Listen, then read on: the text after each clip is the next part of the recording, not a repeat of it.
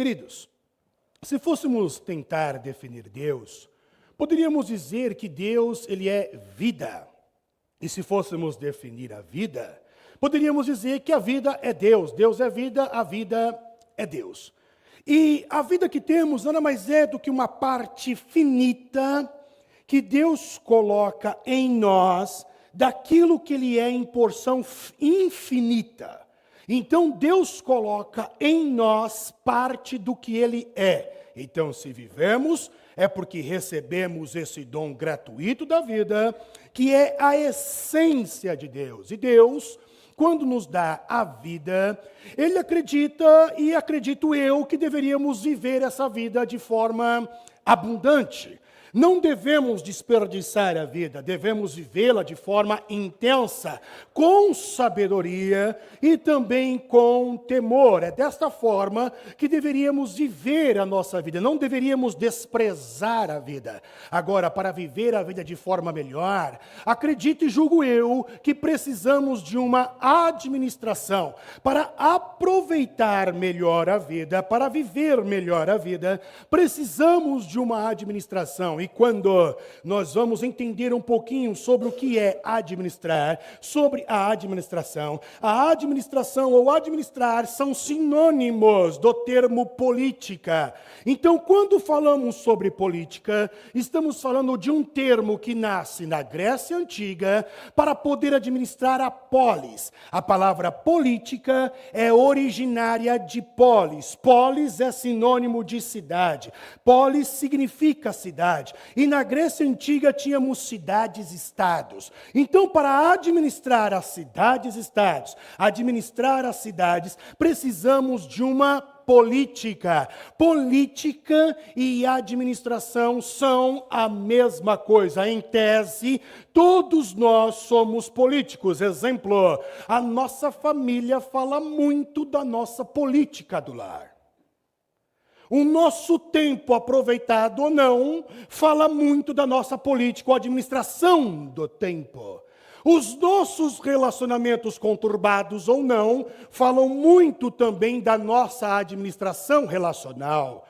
O dinheiro, se temos ou não, se é uma hemorragia ou se está sadia a conta bancária, fala muito da nossa política ou até mesmo da nossa administração financeira. Logo, política e administração são necessárias e são úteis para uma vida bem aproveitada. E quando eu olho para Paulinho, meu amigo, nós vamos ver que Paulinho ele tinha um grande conhecimento constitucional e é necessário nós termos um grande conhecimento. Por exemplo, quando você fala de um contrato de locação, nós temos aí um acordo, pois na política nós temos acordos, na administração nós temos acordos, e para um acordo é necessário duas partes. Então, em um contrato de locação de imóvel, eu tenho o locador e eu tenho o locatário, onde o locador e o locatário determinam ali um determinado período de locação daquele imóvel, e existem cláusulas contratuais, onde se uma das partes quebrar aquela cláusula, obviamente aquela parte que quebrou é passível de uma punição, de uma multa. Então, se o locador, ele deixar o imóvel antes do período determinado, ele vai ter que pagar uma multa contratual percentual ou em relação aos demais meses que ainda faltam para terminar o contrato. E sempre no contrato existe o quê? Garantia. Então, o locador exige um seguro-fiança, ele exige um depósito, ele exige um fiador. Do mesmo jeito que se falarmos da Constituição, ou da lei, ou da política da compra de um imóvel, o banco que está financiando precisa estar seguro, ele precisa de uma garantia. Então, ele coloca, na maioria das vezes, o próprio imóvel como garantia se, porventura, o comprador não conseguir pagar determinados X números de prestações. E quando falamos de Constituição, falamos de política, de administração, é necessário. Nós temos um conhecimento para viver a vida melhor, e Paulinho era esse cara que tinha esse conhecimento. Paulinho, ele era perito na lei judaica. Tanto que quando Paulinho refere-se a si mesmo, ele diz: eu sou fariseu de fariseus. Ou seja, os fariseus tinham que ter o Pentateuco de cor na cabeça, conhecer a lei de Moisés, e não só conhecer a lei de Moisés, interpretar ela de forma social, comunitária, mas também nós vamos ver que o fariseu era aquele que deveria identificar o Messias se veio ou não. Então, conhecimento de leis judaicas, Paulinho tinha. Além do conhecimento das leis judaicas, Paulinho tinha um conhecimento das leis romanas. Paulinho era cidadão romano, porque o pai dele comprou a cidadania. Na Roma antiga, você poderia comprar a cidadania, como hoje, por exemplo, se você tem ascendentes, italianos, portugueses, alemães e etc.,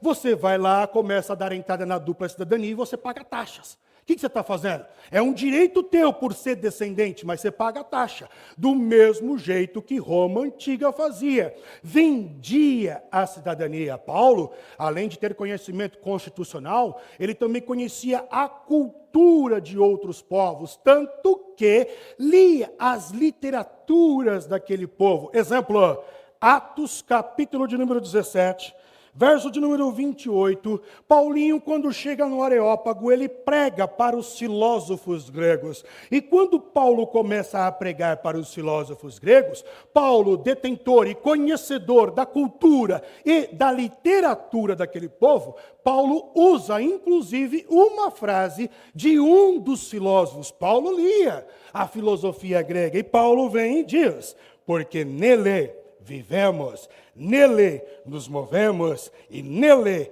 existimos, como também alguns dos vossos poetas, escritores disseram, pois somos também a sua geração. Ou seja, além do conhecimento religioso, Paulo também tinha conhecimento constitucional, cultural, literário. Um outro exemplo do conhecimento de Paulo é quando Paulinho chega em uma outra determinada cidade, que a princípio era de Roma, era da Grécia, depois passou a pertencer a Roma. Paulo chega lá e tem uma jovem de espírito, ela tinha dentro dela um espírito de adivinhação.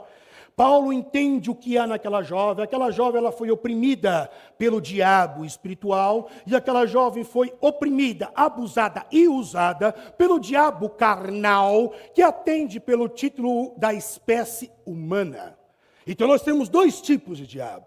Nós temos dois tipos de demônio. Pois a palavra diabo significa acusador, Satanás significa adversário, Apolião significa destruidor. Então eu tenho um diabo que tem o título, como nós falamos, no reino espiritual, e nós também podemos ser um diabo. Nós também podemos ser um demônio. E no caso daquela menina, ela estava presa, aprisionada, usada e abusada pelo diabo espiritual e pelos demônios carnais, seres humanos, pessoas, homens, que usavam o corpo daquela jovem, a mente daquela jovem. Então, quando Paulo liberta aquela jovem, não é só do espírito maligno. Ele liberta aquela jovem também da opressão carnal, da opressão humana. E isso, então, acabou com o negócio daqueles homens. Aí eles vão prender Paulo, açoitar Paulo, vão castigar Paulo, vituperar Paulo. Em praça pública, Paulo é preso, Silas é preso, nós sabemos do enredo. Eles começam a cantar durante a noite. Aí Deus manda um terremoto que afrouxa as celas, liberta os presos. O carcereiro não encontra os presos, fica desesperado, quer se matar. Paulo diz, não se mata, está todo mundo aqui. Paulinho mesmo, ele entra na cela. Abre um parênteses e te pergunta, se fosse tu, aproveitaria para escapar? Paulinho não faz isso. Paulinho entra de novo na cela, ele mesmo fecha a cela e coloca o cadeado de novo. Está todo mundo aqui. Aí depois disso, no outro dia, Paulinho dormiu, quem sabe, melhor do que as outras noites. Aí então o carcereiro recebe uma carta, um telegrama. Um WhatsApp, uma mensagem, SMS, um e-mail, não sei. E lá havia escrito assim, liberte Paulo e liberte Silas. E Paulinho, que conhecia a Constituição, Paulinho, que conhecia as leis, Paulinho, que conhecia a cultura, diz, não vou aceitar ser liberto desta forma. Vamos ler? Vamos lá. Atos 16, 37. Uma pessoa que detém conhecimento, não aceita qualquer coisa. Paulinho diz assim, Atos 16, 37. Açoitar a gente publicamente e sem sermos condenados de nada. Eu não fiz nada para a sociedade, não matei ninguém, não fiz nada. Açoitaram publicamente e sem sermos condenados, sendo homens romanos, ou seja, vocês estão mexendo com a pessoa errada. Eu tenho a carteirinha, o RG de identificação de Roma aqui. Vocês nos lançaram na prisão e agora debaixo dos panos, no sigilo, encoberto. Vocês querem lançar a gente fora? Ah, amigão, não. Não é assim que funcionam as coisas, não. Que venham eles que nos deram a ordem e que eles publicamente também nos liberte. Conhecia a cultura, conhecia a tradição, conhecia a política, conhecia a administração. Política, administração é algo que está ou que faz parte da teologia de Paulo. Quando nós lemos Efésios capítulo 1, verso 13 e verso 14, que é o texto da nossa referência, me parece que o apóstolo Paulo considera a pessoa do Espírito Santo e a sua obra como ações políticas, ou o Espírito Santo como um administrador e como um político.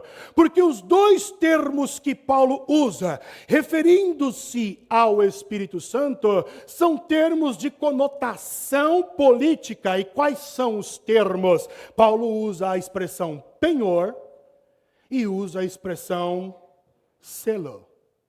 São duas expressões que cabem, faz parte do universo político, do universo da administração. O que significa penhor? Penhor é uma garantia. Penhor é o galardão, penhor é o prêmio, penhor é a recompensa. Mas de todos os significados, o que melhor cabe politicamente, dentro do termo penhor, é que é o pagamento antecipado. Se fôssemos contextualizar dentro de um contrato de locação de imóvel, seria o depósito. Penhor é um pagamento antecipado. Dentro da cristandade, dentro da teologia paulina, quando Paulo refere-se ao Espírito Santo como sendo um penhor, a mensagem que ele está dando para nós é o seguinte: nós estamos aqui, servimos a Deus, somos servos, discípulos, irmãos do Cristo, nós servimos ao Pai, mas ainda não chegamos lá. Ainda não chegamos na Nova Jerusalém. Ainda não fomos arrebatados, ainda o nosso corpo não foi transformado. Vivemos a fé aqui, mas ainda não. Por isso que o reino de Deus, na visão de alguns teólogos, o reino de Deus está aqui, mas ainda não. Alguns teólogos dizem que o reino de Deus está aqui, vivemos isso, e podemos propagar isso, e mostramos isso para as pessoas, por isso elas se convertem. Mas ainda não foi consumado. Por isso está, mas ainda não. Do mesmo jeito é que o Espírito Santo, quando Paulo se refere ao penhor, ainda não chegamos lá. Mas para chegar lá e garantir que cheguemos lá, o Pai já pagou antecipado para nós chegarmos lá. O Pai já fez um depósito de alguns meses de eternidade para chegarmos lá. O Pai já garantiu o nosso passaporte e o nosso transporte do traslado daqui à eternidade. Por isso, penhor. Quando falamos de selo, falamos de garantia, falamos de autoridade, falamos de credibilidade. Tanto que quando um rei, no período judeu, ou até mesmo na história do mundo, ele iria escrever uma carta, se comunicar, falar de uma nova lei, ele selava aquilo. E aquilo era sinônimo de credibilidade, aquilo era sinônimo de autenticidade. Tanto que em 1 Reis, capítulo de número 21, verso de número 8, está escrito, 1 Reis 21, 8. Então escreveu cartas em nome de Acabe, e a selou com o seu sinete, e mandou as cartas aos anciãos, aos nobres que havia na sua cidade, e habitavam em Nabote. A carta tem que ter um remetente, é o rei, então é verdadeiro o que está se falando. E como eu sei que é o rei? Por causa do selo. O rei tinha um selo, uma marca. Selo fala de marca, selo fala de autenticidade. Se fôssemos contextualizar, trazendo para o nosso parâmetro político-administrativo da nossa época, nos exemplos que eu dei, você tem um contrato, mas até então é um papel qualquer assinado. Quando é que ele tem validade? Quando tu vai no cartório e aí um juiz, ele assina, ele coloca o carimbo, tem um registro, tem um protocolo, tem lá o tabelião, o número do tabelião, aí é autêntico, aí é verdadeiro, aí então ninguém pode revogar, porque o selo de um rei era irrevogado. É o que está escrito em Esther. Capítulo de número 8, verso de número 8. Escrevei, pois, aos judeus, como parecer bem aos vossos olhos, em nome do rei. Selai-o com o anel do rei, porque o documento que se escreve em nome do rei e que se sela com o anel do rei, não pode revogar. Era irrevogável. Interessante que quando Paulo, na sua teologia, ele fala da política, da administração e compara o Espírito Santo como um selo, ele fala que o Pai nos reconhece porque estamos selados. E eu faço questão de ler, porque eu gosto de matar a cobra e mostrar o pau e a cobra morta. Vamos lá? Abra aí a Bíblia em 2 Timóteo 2,19. Paulinho diz assim: todavia, o fundamento de Deus fica firme, tendo este selo. O Senhor conhece o que são seus, e qualquer que profere o nome do Cristo aparta-se da iniquidade. Estamos selados. Mas você pergunta assim para mim: pastor, mas o que tem a ver política, administração com o Espírito Santo e com eu em 2023? O que tem a ver? Eu acredito que, em primeiro lugar, tudo. Em segundo lugar, acredito que a resposta é muito simples para essa pergunta. Porque quando nós pecamos, o pecado tirou o direito do Criador sobre a criatura. Vou repetir. Quando pecamos com Adão, o pecado tirou o direito do Criador sobre a criatura. Então vem Jesus e compra de novo a criatura para o Criador. É o que escreve Paulo em 1 Coríntios 6,20. Porque fostes comprado por bom preço. Não fomos de graça, não é apenas uma linda história de amor. Nós fomos comprados. É claro que a história da salvação é linda. Deus nos atrai não por obrigação, por religiosidade. Deus nos atrai por amor. É o amor de Deus que nos atrai com amor eterno. É esse amor que nos constrange, mas não é somente um enredo romântico. Houve um preço. Houve um pagamento, e vem Paulinho em 1 Coríntios 6,20 diz: porque fostes comprado por bom preço, glorificai a Deus no vosso corpo e no vosso espírito, porque vocês pertencem a Deus. Eu não sou mais meu. Aí tu fala assim, então se Jesus ele é um político, administrador, chegou a comprar almas para si, então qual foi o preço? Libra, ien, dólar, euro, ou as moedas digitais que estão em alta? Com o que Jesus nos comprou? Ouro, prata, cobre, rubis, o que? Como foi que Jesus nos comprou? Aí o escritor de Hebreus dá o ultimato no capítulo 9, verso de número 12, que é justamente o que nós vamos celebrar nesta manhã. Nem por sangue de bodes, nem por sangue de bezerros, mas por seu próprio sangue. Aleluia. Por seu próprio sangue. É por isso que a mesa está posta.